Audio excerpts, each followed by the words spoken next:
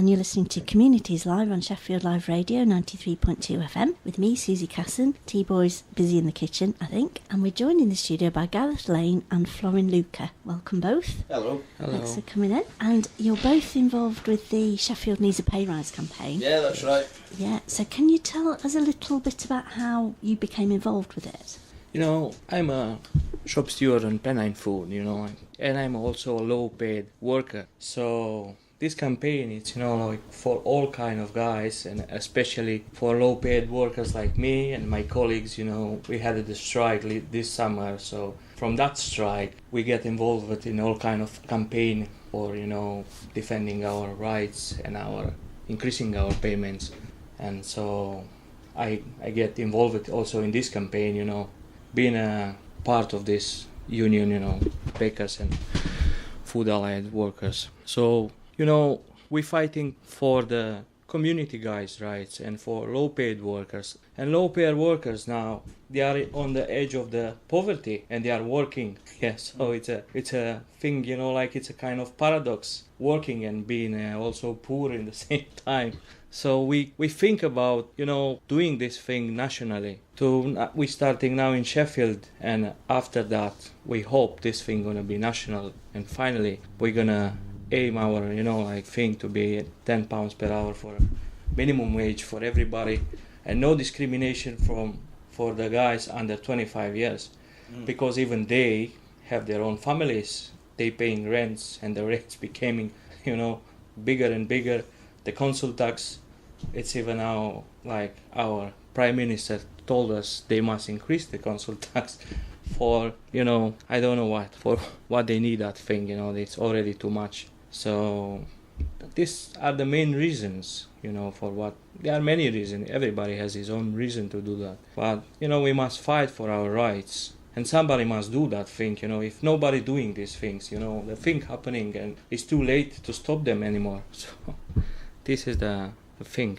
So maybe my friend can tell you more about that. Thanks. Can I ask you, Gareth, how you became involved in the campaign? Well, I work for the trade union. I work for the Bakers, Food and Allied Workers Union, and some years ago we surveyed our members and asked our members how much they needed in order to have a decent life, how much they needed on an hourly basis to have a good life, and the response that we got back was £10 an hour. So we decided to campaign on that issue. So we're organising workers across the food industry, particularly aiming at McDonald's and KFC and workplaces like this, in order to build a trade union that's capable of raising wages for workers and raising terms and conditions for workers within the workplace through the collective action of those workers themselves. So I work for that union, and we've been key in pushing within the Labour Party the campaign for a £10 an hour minimum wage. And now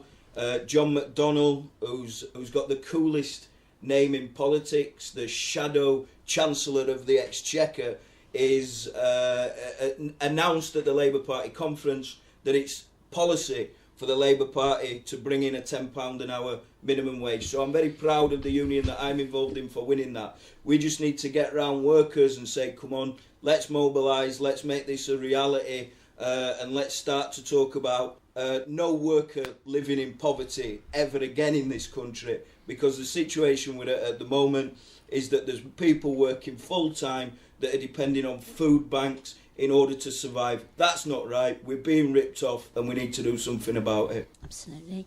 So has there been much expression of support for the Sheffield Needs a Payrise campaign? Yeah, in especially in the workplaces where we're campaigning this, in my workplace and in other low-paid workplace in the food industry, actually it's a lot of expression of support for this. You know, the people need that.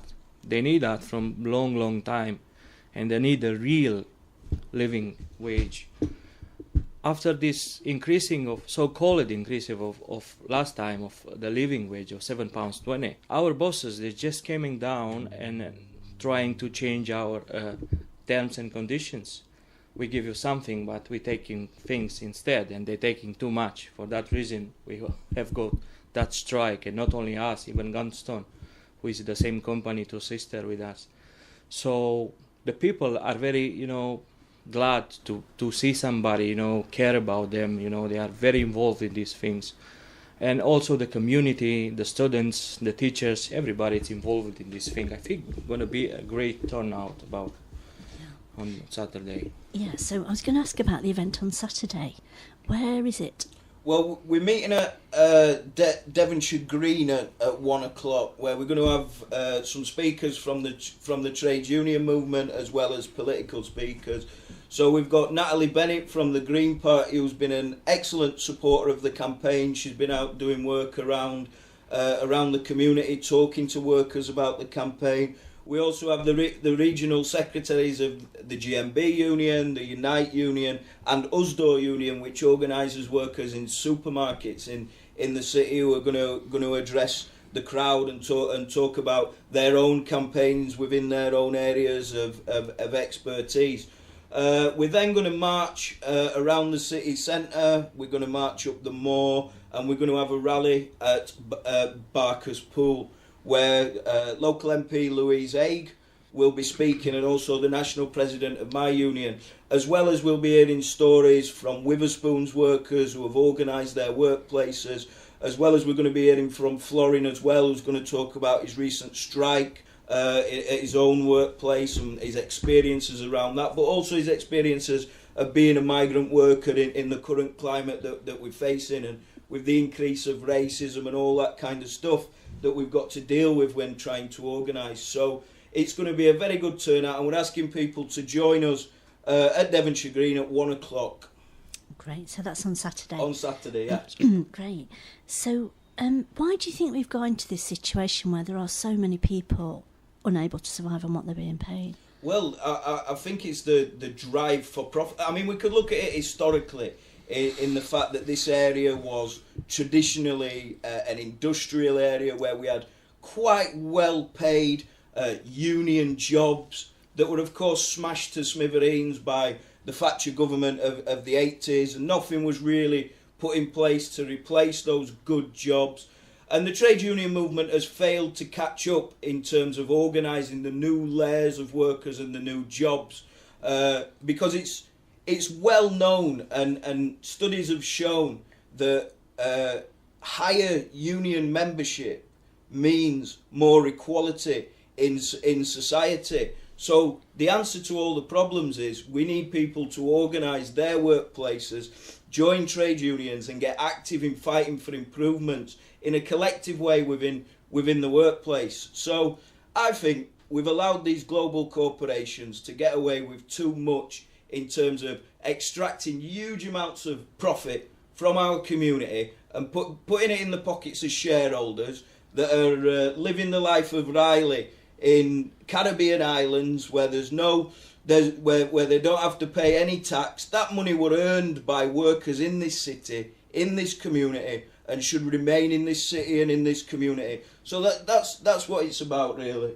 Great. So the campaign is saying £10 for everyone as a minimum. No discrimination. Yeah. Young people under 25 should be paid exactly the same. It's a ridiculous situation that you could have been potentially working in McDonald's for 6 years. You started work at 16, you're working there for 6 years. Somebody starts who's 6 months older than you, you're training them, you're showing them the ropes, yet they're getting more money than you. It's a ridiculous situation. No other group in society would it be tolerated against, that they get paid based on age. It's just wrong. Mm-hmm. And how long do you think it will take for this aim to be realised, if it's possible? Well, I think things can move quite quickly. It's very difficult to say exactly what's going to happen, but we take our inspiration from a campaign in the United States called the Fight for 15, which has put, in the space of 4 years, it has moved $64 billion from the pockets of shareholders and global corporations and put that money into the pockets of ordinary people and communities. So we envisage it may take some time, or it could happen quite rapidly. That depends on the level of people's engagement in the campaign. Yeah. Can I ask you, Florin, in what ways do you think being low-waged mainly affects people? Low-wage payment affecting, all the community, because like worker, you don't live a real life. You don't afford to have a good, holiday. You just work, you pay your bills, and with the less you have, remain, you just, I don't think, you buy something. And also the community, if you don't have money to spend, all the businesses not going good in that area, so affect a lot the community, especially the Sheffield community being an ex-industrial community, and people I was based of working in steel factories, and now they already closed that things, and the alternative, they are food factories, they are very low paid wages, and also warehouses, or in warehouses the troubles are even bigger than in our factories. The targets are too big, like especially in Barnsley, ACES, they doing, they treat people like I don't know, like dogs. They give them big targets. You're working practically, they don't hire permanent staff there. You're working 3 months in agency, and after they get rid of you, when you should become, permanent staff. They find you a lot of things because the targets are really huge. I have a couple of friends working there, it's very hard, very, very hard. And also in our food factories, the work conditions are hard. You're working in some people, they're working in very cold areas, in chills, in dispatch, and like where I working in high care, where we packaging the food. It's very hard. It's very cold.